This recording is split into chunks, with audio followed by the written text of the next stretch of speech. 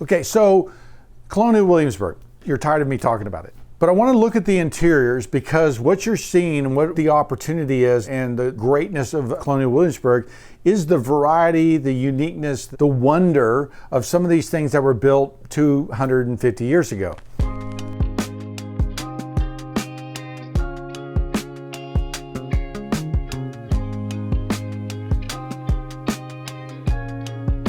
Remember, this is a capital town in Virginia, and so you're seeing a huge variety from the governor's palace, incredibly ornate, even hand-carved things, to very simple houses and very simple things. Now, the opportunity for us is that today, you want a door, you go to the door store. You got a fireplace, you go to the fireplace store. And so there's a very limited catalog of things that you can choose from. And if you're looking for variety, you're looking for inspiration, you're like me, you're always looking for, well, what should I do here? And we're actually crafting and building these things because we can't find them anywhere. And I would really love it if you guys began to do that too, or at least we ask for them in a high enough volume that manufacturers begin to make better details. A pediment is nearly impossible to find on the market today, a pediment that's any good. They have to be custom fabricated. Most people don't know how to build a pediment. So if you're into traditionalism, if you're into just this authenticity, then you're going to need to study the past to kind of build better details. Now, Colonial Williamsburg, because it's trapped in time, because it was built as a city that represented Williamsburg in the Georgian period, that's all we're seeing. So when we look at the very simple houses to the very grand houses, realize it's all Georgian era stuff, but it's going to appear and going to look very different. And that's fun. That's an opportunity. A good example is the George Wythe house. That's that very symmetrical house that had been there for a long time. Thomas Jefferson was there. The brickwork is amazing. There's this great symmetry. Okay, now looking at that house, there's a turquoise room that he's got in there, and the fireplace mantle there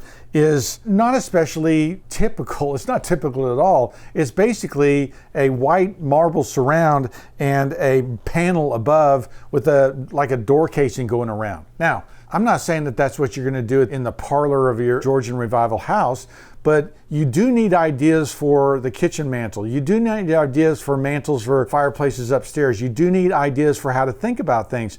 And building paneled walls and things like that was very popular in the Georgian era. If you go down to some of like the coffee house, there's a paneled wall surrounding this mantle. There's really no decoration. There's kind of a top shelf and some mugs above the top of it, but it's a brick fireplace. There's no even marble around there, but there is really nice paneling. And you'll notice that paneling isn't even symmetrical. So one of the things that happens with old houses that you end up with quirky spaces and end up with odd things.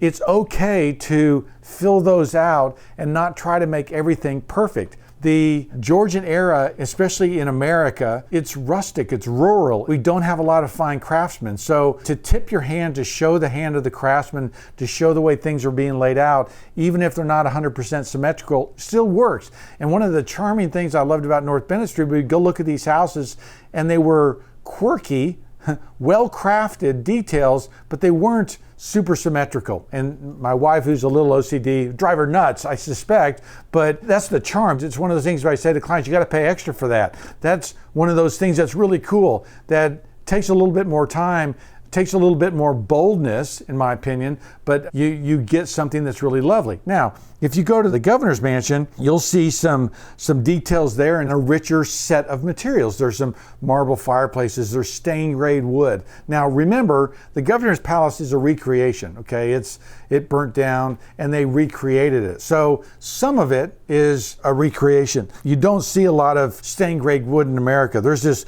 incredible door header there, and there's door headers and built up pediments over top of it.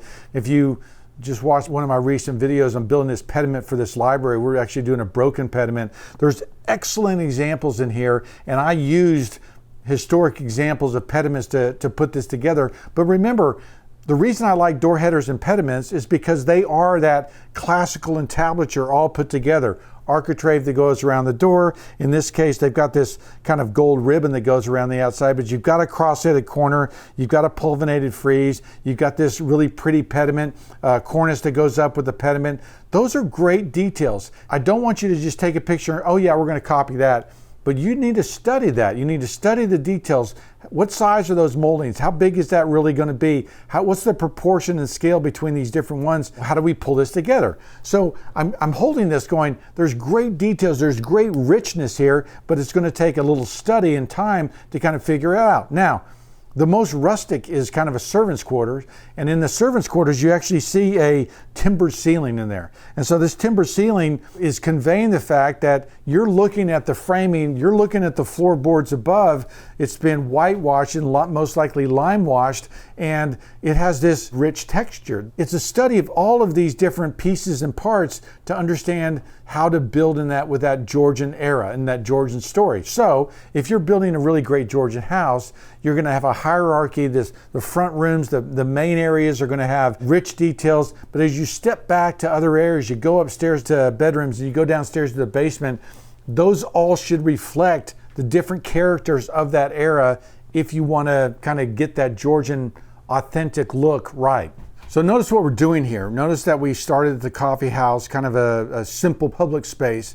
Go to George Wythe, a lawyer, wealthy lawyer, very successful lawyer in the colonial town. And then you go to the governor's mansion, right? The highest style thing, the thing that they would have wanted to show off their sophistication, to show off the European taste brought to America. So that would have been the highest style efforts going on there. So not only as we move through this town, but as we move from space to space, we move from building to building, there's this different levels and different details. Servants' quarters being the lowest, coffee house, public places, George Wythe, Governor's Palace, right? Just kind of this ramping up, and all the details change. That servants' quarters actually at the Peyton Randolph house. Peyton Randolph, interestingly enough, was kind of the founding fathers type guy, but he died in 1775 before it all went crazy. So he was a very important figure in colonial America. One of the things you'll notice on that servants' quarters is the door, it's a pine door,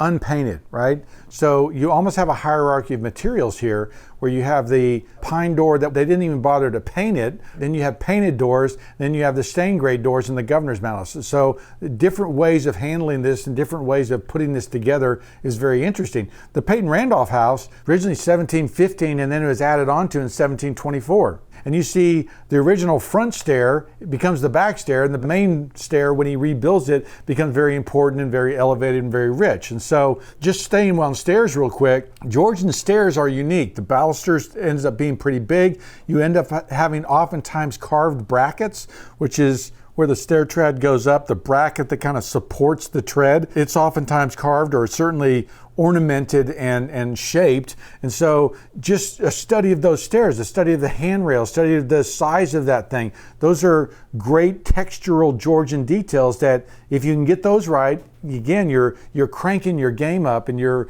providing more of that oomph to your project to give it a richness, a tradition, and heritage. Other just kind of general things that see in the Georgian period. Georgian period, if you've watched many of my videos, Georgian panels were raised panels, okay? You have kind of a thumbnail profile that these panels set into, and those are all raised panels. Now, go through this thing, even in the coffee houses everywhere, that's just how they built. And so you'll see these raised panels everywhere. In the federal period, it goes to flat panels, maybe with an applied molding to it. And so, this is a distinctive feature of this period. Going a little bit earlier, you oftentimes see a belection molding or a molding that's holding the panel actually out on top of the stile and rail. And so there's kind of this raised panel that sits on top of the stile and rail, a raised panel that sits in the stile and rail, and then a flat panel as we go forward. But here are great examples of painted raised panels all over the place in that coffee house, in his house, the Wythe house, and certainly in the governor's mansion. So the thing that's most inspiring for me is looking at the elevation of how they ornament, how they treat fine things. Luckily, thankfully, we have good clients who want tastefully done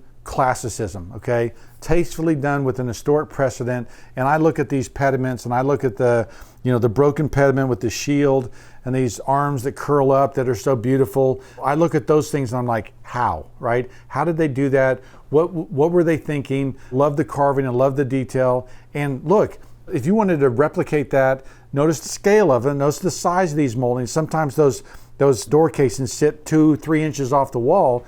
But if you can start infusing those kind of details into your project, you are setting yourself apart. Most people are buying moldings at the molding store, right? You going out and making a specific effort to match historic precedent, whatever that may be, means that you're going to be having thicker, bolder, richer details in your house. That's what I see when I look at this. I see experience, I see great taste, I see historic knowledge of classical design and classical details that are all things that we've lost. I get inspired looking at this because it's beautiful. Hopefully after this whole Colonial Williamsburg series, you're going to be excited to go there and excited to check it out. I hope you do. Go on the tours, go visit the houses, take a sketch pad. It's a special, special place. You guys need to go. I'm Brent Hull. Thanks for watching.